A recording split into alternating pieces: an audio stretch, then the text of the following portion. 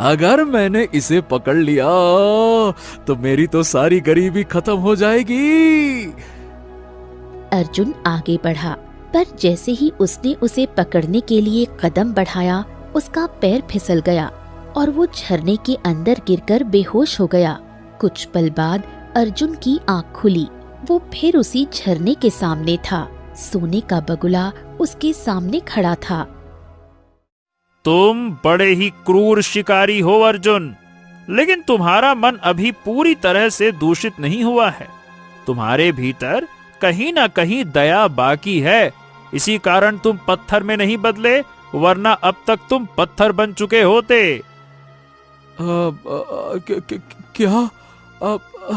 ये तुम क्या कह रहे हो? और तुम मनुष्य की भाषा में कैसे बोल सकते हो?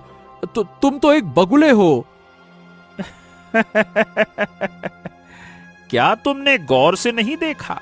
मैं कोई साधारण बगुला नहीं, बल्कि एक मायावी बगुला हूं। और अभी तुम्हारा समय नहीं आया है कि तुम ये जानो कि मैं कौन हूं। चलो, देख क्या रहे हो? अब यहां से चले जाओ, जाओ। जाओ। मैं खाली हाथ नहीं जा सकता, नहीं तो मेरा परिवार भूखा है। मेरी पत्नी और बेटी मुझ पर ही निर्भर हैं। मेरी बिटिया भूखी रह जाएगी। खाली हाथ नहीं जा सकता मैं।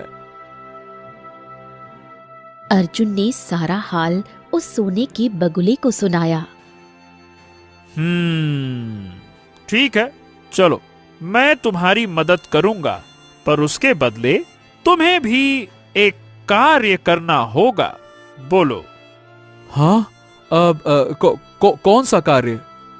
तुमने अब तक न जाने कितने निर्दोष जीवों को मारा है। मेरे सवाल का जवाब दो। तुम जंगल के जानवरों को इतनी बेदर्दी से क्यों मारते हो? बताओ। अर्जुन कुछ देर मौन रहा, फिर उसकी आंखें भर आईं। सही बताऊं, मैं हमेशा से ऐसा नहीं था। जब मैं 15 वर्ष का था ना, तब अपने पिता के साथ शिकार सीखने जाता था। एक दिन मेरे सामने एक शेर ने मेरे पिता को बड़ी बेरहमी से मार दिया। मेरे सामने ही खाने लगा।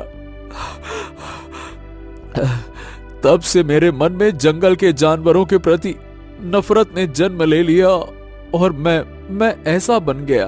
बस।